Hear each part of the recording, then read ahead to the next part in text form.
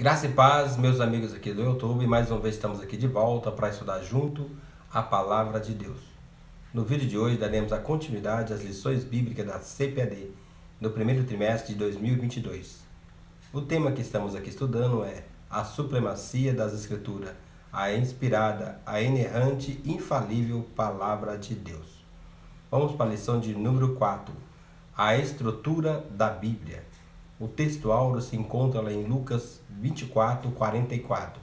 E disse-lhes: São essas as palavras que vos disse, estando ainda convosco, convinha que cumprisse tudo o que de mim estava escrito na lei de Moisés, nos profetas e no Salmo.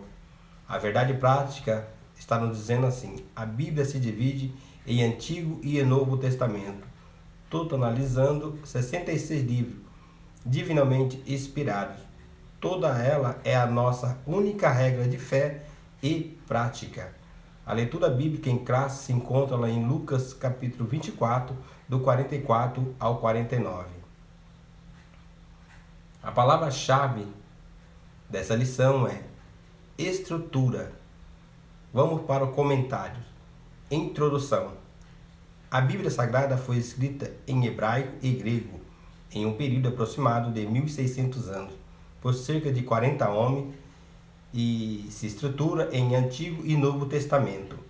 Seus livros são divinamente inspirados e formam o cânon bíblico. Nessa lição veremos como a Bíblia está organizada e a classificação de seus livros e a canonicidade e a particularidade dos testamentos. Primeiro tópico: como a Bíblia está organizada. Primeiro ponto: definição do termo Bíblia. A palavra Bíblia tem origem tanto no vocábulo grego como no latim. O termo grego, biblos, significa livro e tem a conotação de qualidade sagrada. A palavra Bíblia, no latim, é um substantivo feminino singular que igualmente exprime a ideia de livro. Por volta do ano 150 DC, os cristãos passaram a usar o termo em grego ta Bíblia, os livros, para referir ao conjunto de livros inspirados por Deus. O dicionário bíblico Euclides explica que o singular Bíblia, em latim, revela unidade de pensamento e uma pureza. Por isso, a coleção dos livros sagrados forma um livro, um único livro, a Bíblia Sagrada, chamada também por Paulo de as Santas Escrituras. Segundo ponto: o cânon da Bíblia.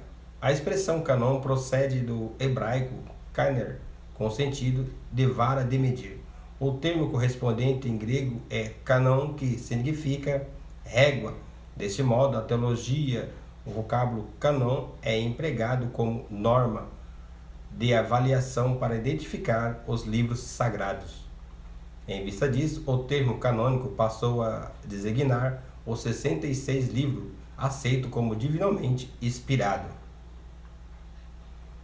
39 livros no Antigo Testamento e 27 livros no Novo Testamento. Isso quer dizer que o Espírito Santo guiou os seus povos a reconhecer a autoridade desses escritos como regra de fé e prática. Nesse sentido, o cânon bíblico está completo. Nada pode se acrescentar ou retirar das escrituras canônicas.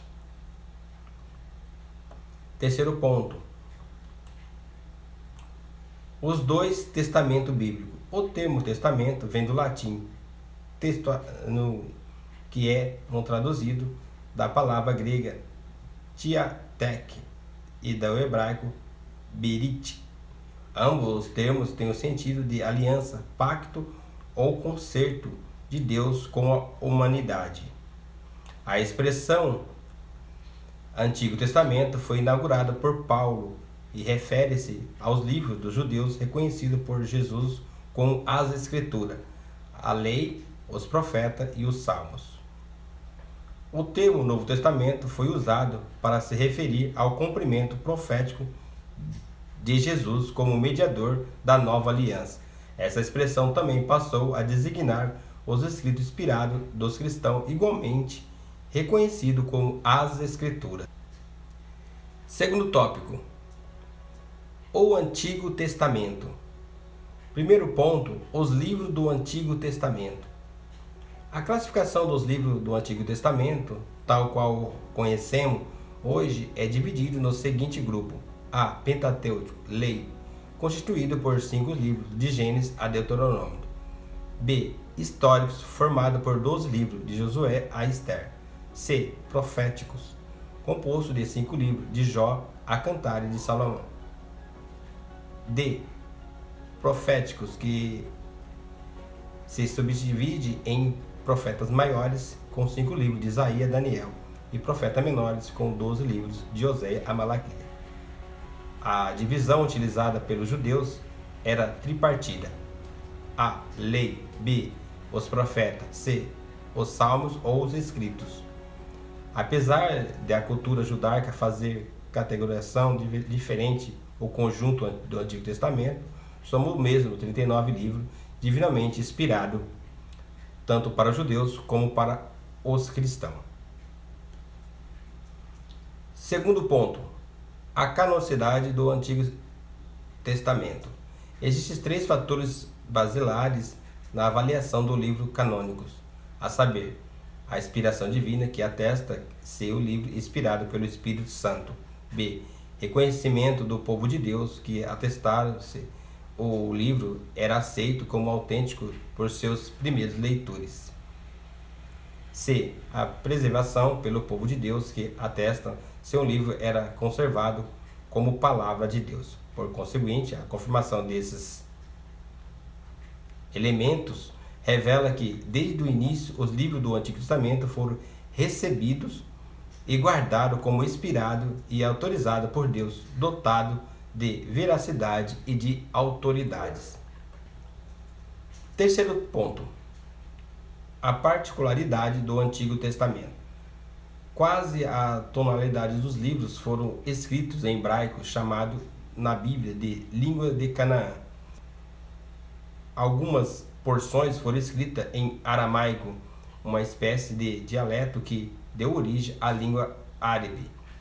O último livro canônico foi o do profeta Malaquias, que constituiu antes do ano 430 AC. Desde então, nada mais pode ser acrescentado no cânon Antigo Testamento. E conforme o teólogo Norman, para facilitar a tarefa de citar a Bíblia, em 1227 DC, o texto foi dividido em capítulos. E por volta de 1445 DC, o Antigo Testamento foi dividido em versículos. Terceiro tópico, o Novo Testamento. Primeiro ponto, os livros do Novo Testamento. Esses livros foram reconhecidos pela Igreja após a morte e ressurreição do Senhor Jesus Cristo e estão classificados em 4 grupos principais. A. Evangelhos, que são os livros de Mateus, Marcos, Lucas e João. B. Histórico, formado pelo livro de Atos dos Apóstolos. C. Epístolas, que se subdivide em epístolas paulinas com 13 cartas, de Romanos a Filemão. As epístolas gerais com 8 quartas, de Hebreus a Judas, e de Revelação, constituída pelo livro de Apocalipse.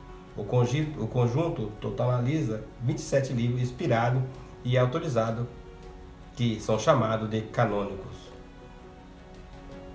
Segundo ponto, canonicidade do Novo Testamento. Os critérios de avaliação do Novo Testamento são iguais aos que determina o cânon do Antigo. Isso é, a inspiração e o reconhecimento e a preservação dos livros como palavra de Deus. Nesse sentido, a Bíblia oferece indiscutíveis provas de inspiração do Novo Testamento.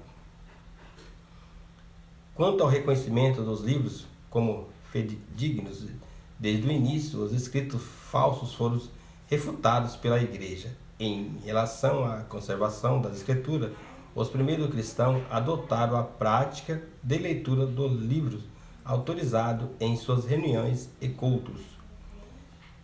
Mediante tais fatos, atestam-se que, desde o começo da Igreja primitiva, reconheceu e preservou os livros canônicos e alicerçado sobre o fundamento dos apóstolos e dos profetas. Terceiro ponto. Particularidade do Novo Testamento. Todos os livros do Novo Testamento foram escritos em grego. Canon é um dialeto comum presente por toda a cultura de fala grega e que muitos auxiliou para a propagação do evangelho dos primórdios do cristianismo. Alguma expressão mesmo redigitada no vernáculo grego possui significado em aramaico, dentre elas citados Talita cumi, menina levanta-te, Abba pai, pai, pai, meu pai, Elohim, Elohim, lama sabachthani, meu Deus, por que me desamparaste? O conjunto dos livros canônicos foram escritos antes do término dos séculos. O último livro é o do Apocalipse, João, datado por volta do ano 95 DC. E desde o encerramento do canon, o cristão reconhece apenas 27 livros como inspirados. Por fim, em torno de 1555, desceu o Novo Testamento, foi dividido em versículos. Vamos para a conclusão. Conclusão. O conjunto dos 66 livros forma um único livro, a Bíblia Sagrada. Esse livro constitui o cânon bíblico do Antigo e do Novo Testamento. Os critérios para avaliação da canonicidade são inspiração e reconhecimento e preservação dos livros como palavra de Deus. A comprovação desse critério revela que as escrituras foram aceitas e preservadas como livro autorizado por Deus. Amém? Deus abençoe você que assistiu até aqui. Continue nos assistindo e até o próximo vídeo, em nome de Jesus. Amém.